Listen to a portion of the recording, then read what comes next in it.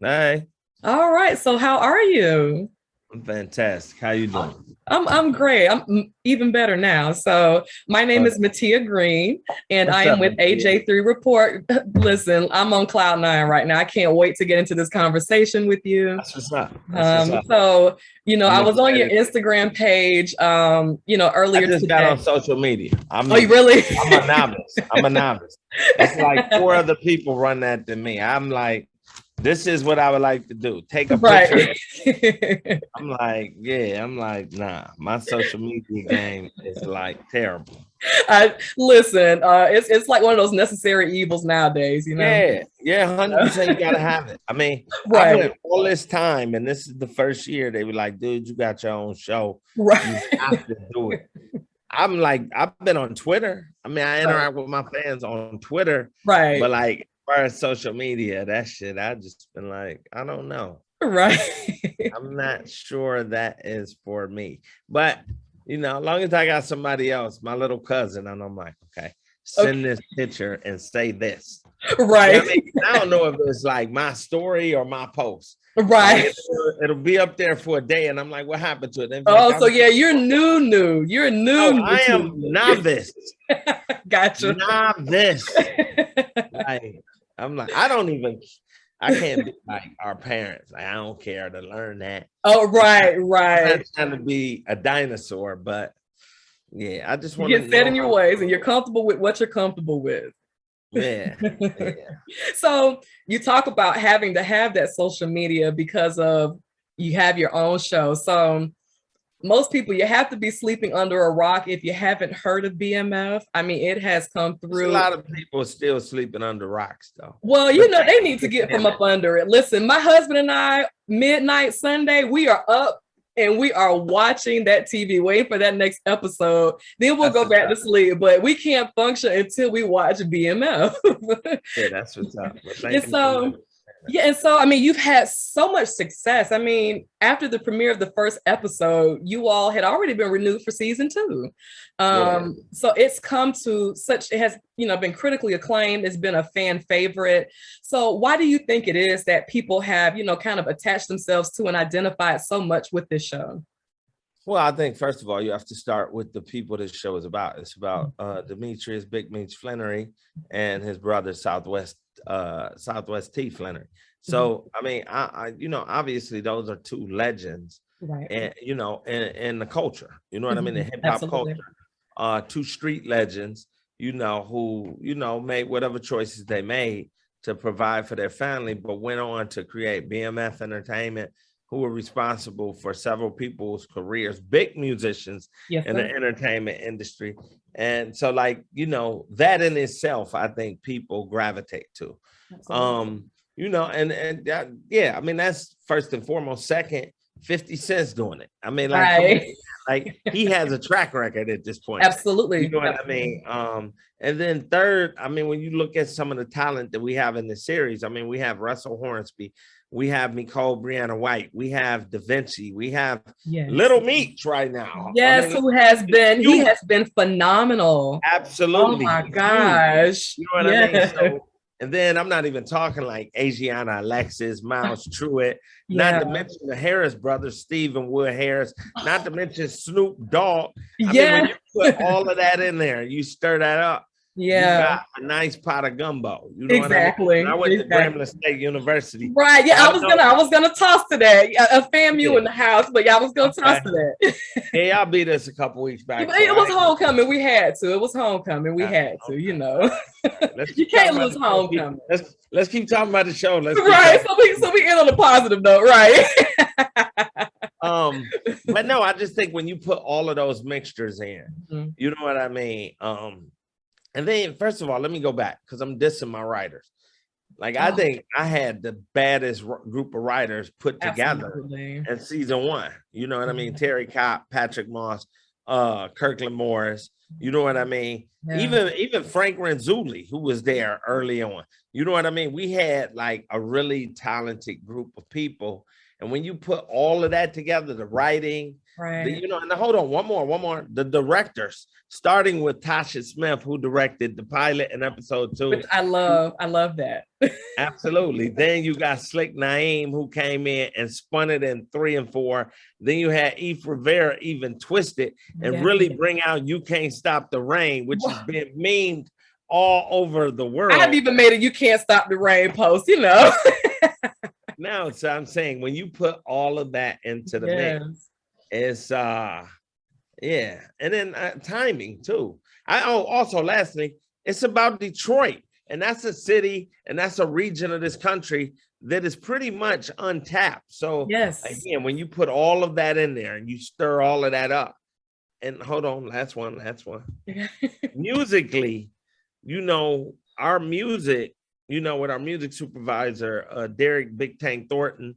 And then you got Michelle Indigacello doing the score, which people don't even know. And they don't know why I'm feeling this way. Right. But this scene is making me. It's her and her musicians who are creating it. So when you put all of that in together with the costumes, Kia Bounds, with the hair, with the makeup, with the 1980s nostalgia. It's supposed to be there.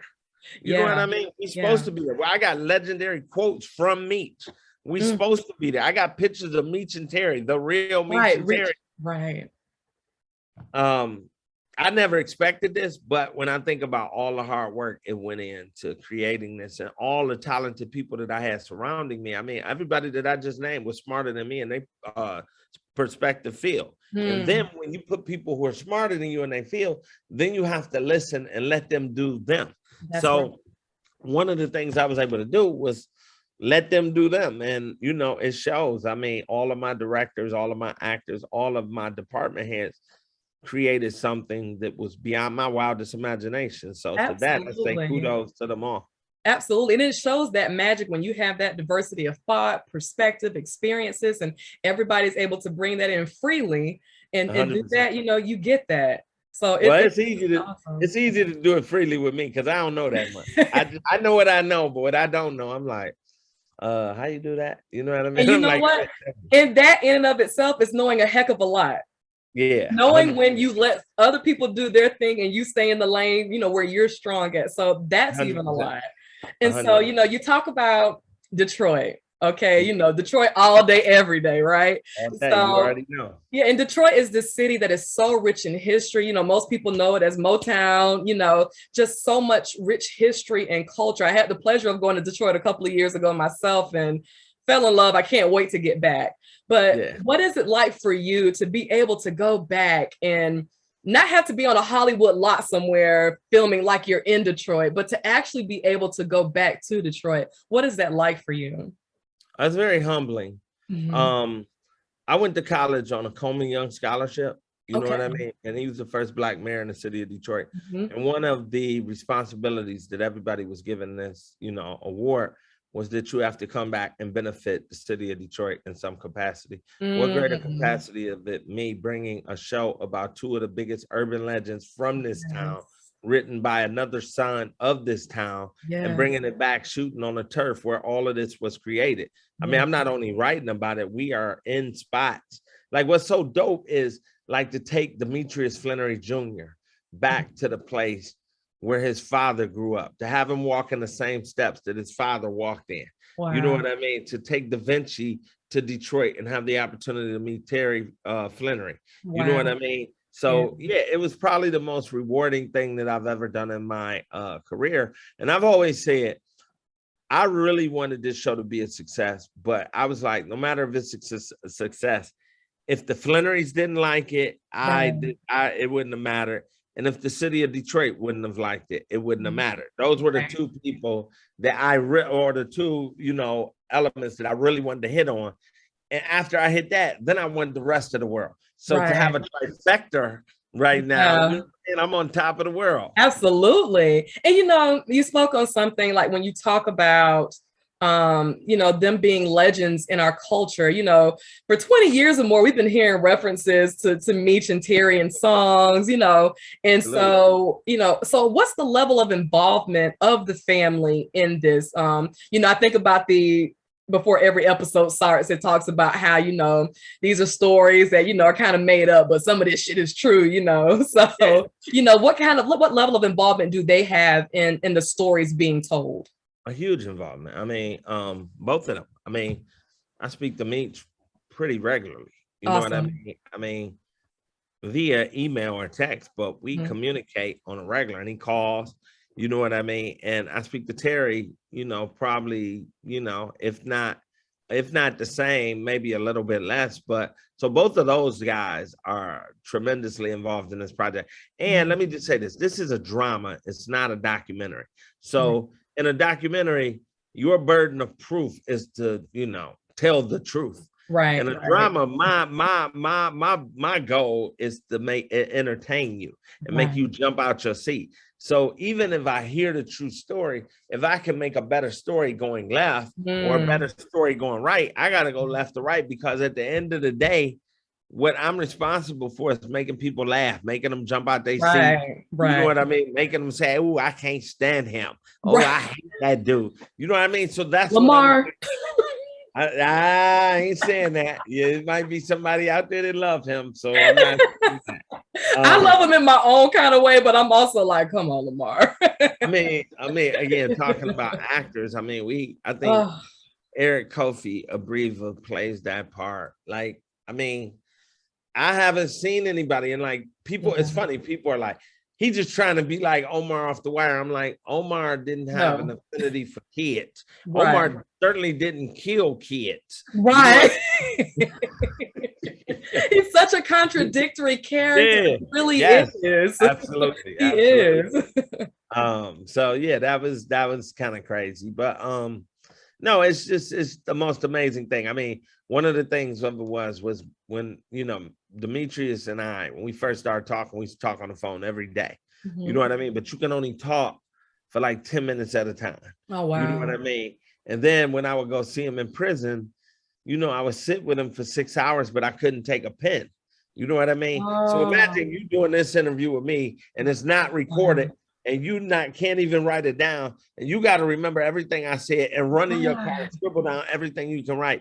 So then when people say, was it the truth or not? And I'm like, well, I was given the truth. I mean, I'm not gonna say the way it came to me, but I was given. So it's the best version of what I can do, which is a bit of, you know, a big portion of the truth. There's no stories that I'm just like really just making up completely. Like, and then they went on a trip to Alaska. Like, I'm not doing that, but I do hear the story. And again, I'm a writer. I'm a drama writer. So I have to be given the creative freedom to tell that story. And what's really interesting is me, Meech, and Terry, we have really figured out you know, our pace and how this works, and it's pretty cool now. You know what I mean? So that's one of the things, despite the fact that, I mean, Meech is behind the wall, Terry's out, but he's still, you know, in Federal Bureau of Prisons.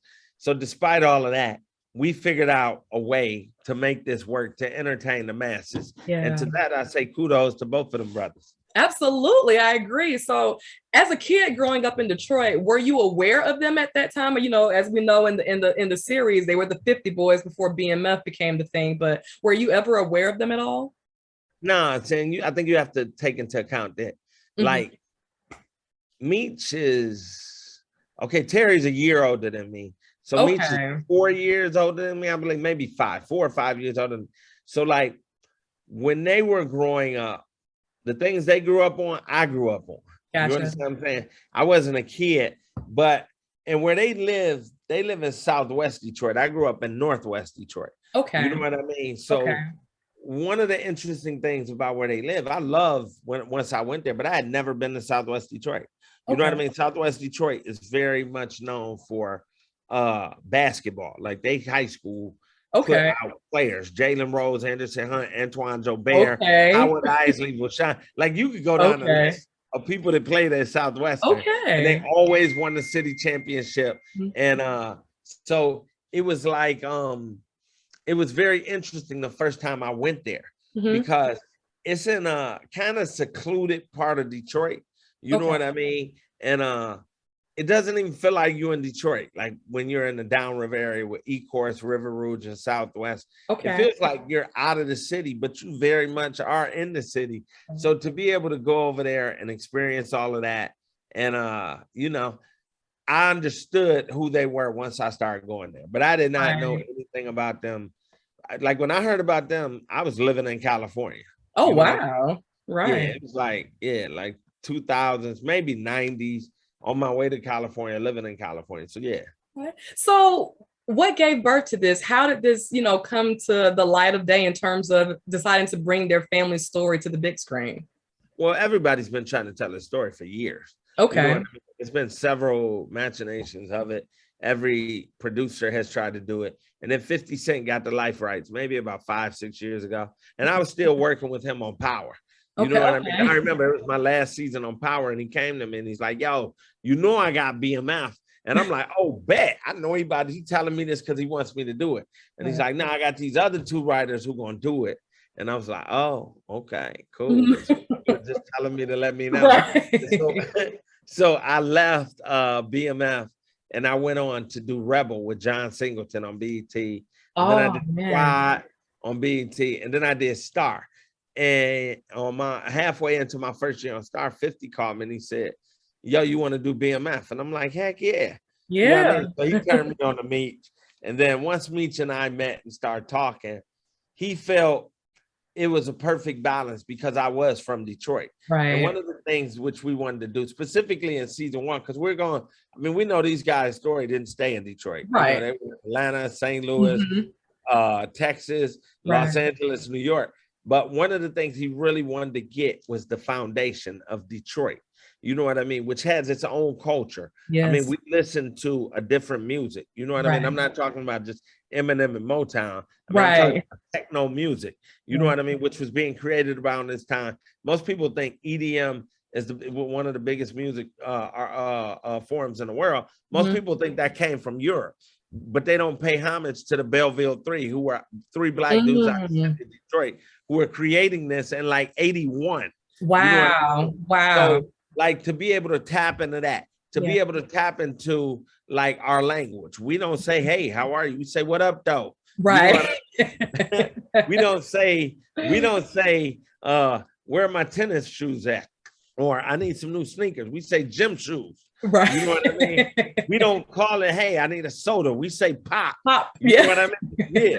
So there were just so many nuanced things that I really wanted the world to find out about my city, the place that I was born, the place where Meech and Terry were born. So, you know, being afforded that opportunity, it was like something that I could not wait to jump on. Absolutely. You know absolutely. You know, earlier you talked about, you know, being a drama writer. So kind of going back to your days at Grambling State, what was your major? My major, I was a history major. And really? I only became, what's really interesting is I had to take elective. I had to take an elective to graduate. And I had to take a theater class. Okay. And I recall it was, I'm sorry, my notifications are on. No worries.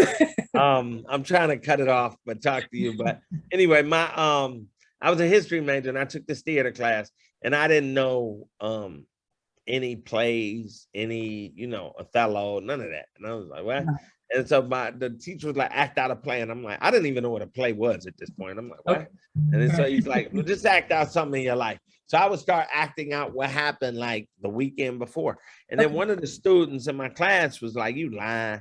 Ain't nobody life like that. Ain't nobody life that dramatic. And I was like, no. And this girl was very beautiful. And I try to talk to her every day. And then, but it didn't dawn on me. She was like, well, if your life that exciting, you need to write that in a book or a movie. Cause I ain't never seen nobody life like that. Wow. So anyway, that girl graduated. And then a year or 2 later, I graduated and I was in Chicago and my man was like, and now mind you, this girl's name was Erica Wright, right? Okay. So now I'm in Chicago 2 years later and my man's like, yo, you seen Erica, you heard Erica's album.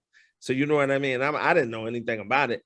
And you know what I mean? Her name was Erica Wright. And then he showed me the album, which was Erykah Badu. Wow. And then I looked at it. I'm like, what the fuck? I had dropped. I'm not supposed to curse on your thing. I'm sorry. It's okay. Speak freely. It's okay. But I'm like, what the hell? I had drama with her. So she was the first person that told me to even put in my brain that I could be a Wow. storyteller.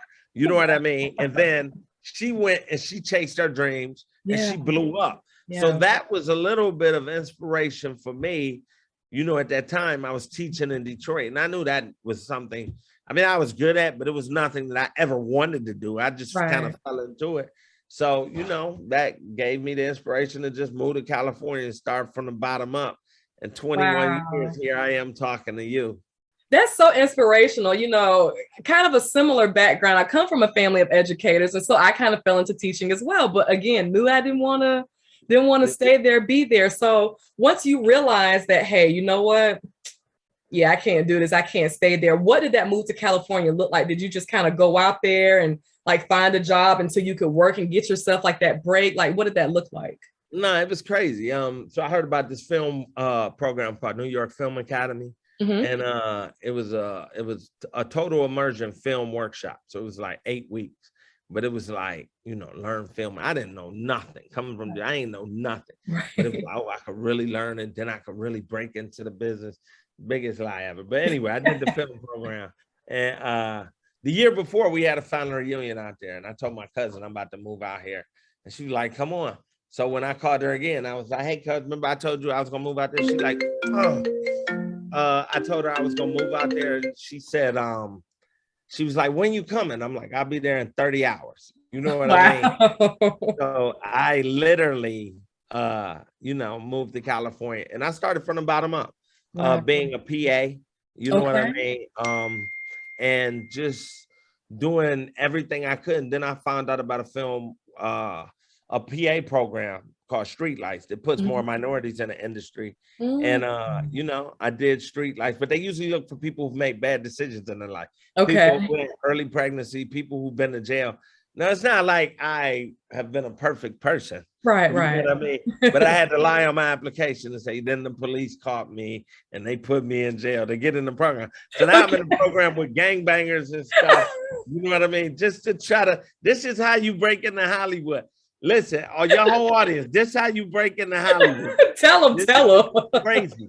So anyway, I did the program and, you know, I started PAing and then I got on the show.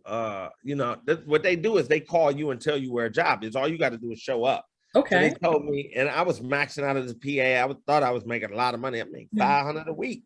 You know what I mean? I only worked 3 days. I'm like, I'm killing. You know what I mean? But then they told me about a program called a show called The Shield.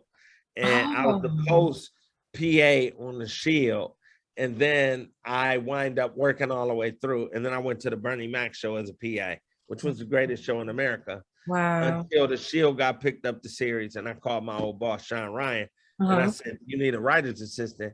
And he said, can you start tomorrow? You know what I mean? Now, what he didn't ask me is, could I type? Because I could. So my whole story is about filling up. Every job I was terrible at, but I was a good enough person and they are likable enough that they were like, you know what, this isn't really for you. Why don't? So I had enough people believing in me until finally, I got the shot to be in the writer's room. That is awesome. Wow, that is so awesome. Honestly, as we sit here and we're talking about this, it sounds like you have a script, at least in my head. There's a script for your life. I mean, you know, I'm also a storyteller. So, you know, you have to entertain. I'm here to entertain. I could just see the humor, the comedy, all that in your story. I could just see it now. It's so much. And like the beautiful thing was, I didn't know anybody and I didn't really know any better. I was just like, you know, had I known better, I probably wouldn't have took the chances or the things that I did. I used to be like, oh, well, they slammed the door, man. You ain't have to slam the door that hard. Right. You know what I mean? So, yeah. So what does the next chapter, so to speak, for you look like in your career? You know, like we've talked about the programs that you've been in. You know, you're an HBCU graduate, and you know, one of my fellow alumni, Mr. Will Packer. You know, overtaking the industry.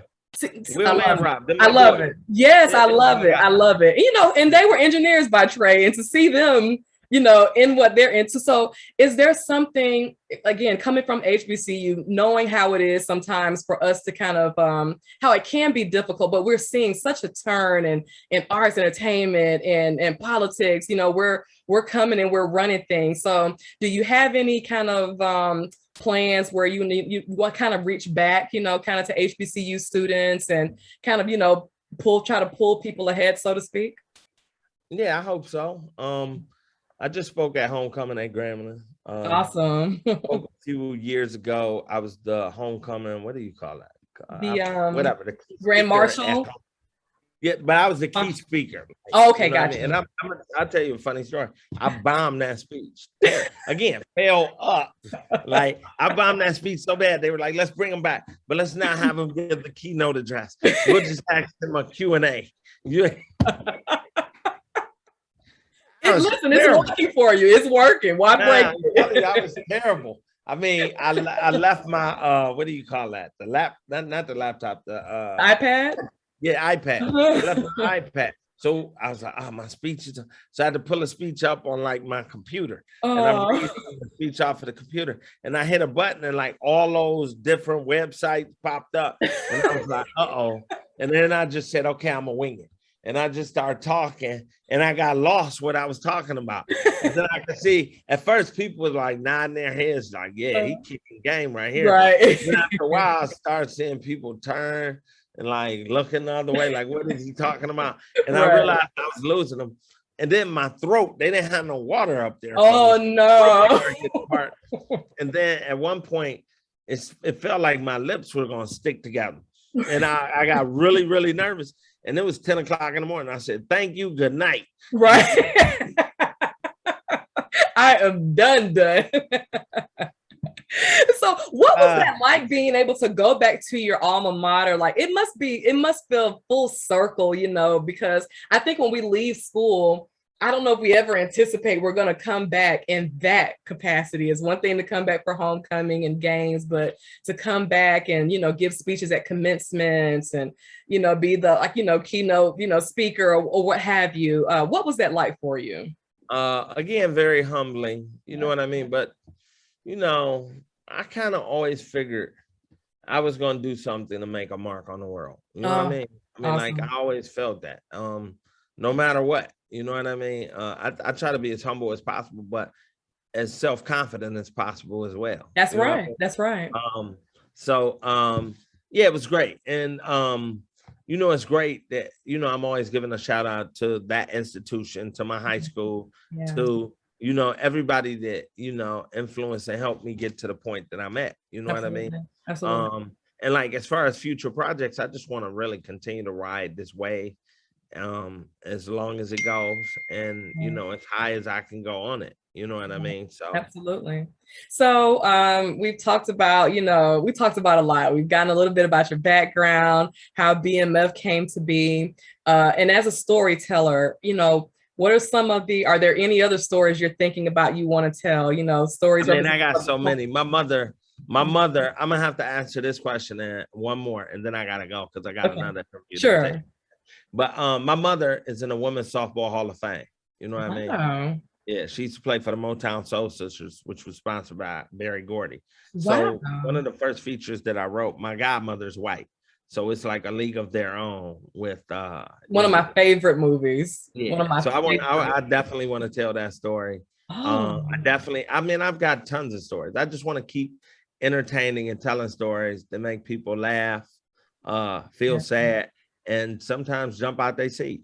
Absolutely. Well, you know what? I know you have a lot going on. I just want to say thank you again for your time. It has been a pleasure to speak with you, and I look forward to many great things in the future, sir. Take care. Absolutely. Have a great day. All right, you too. Bye-bye. Bye-bye.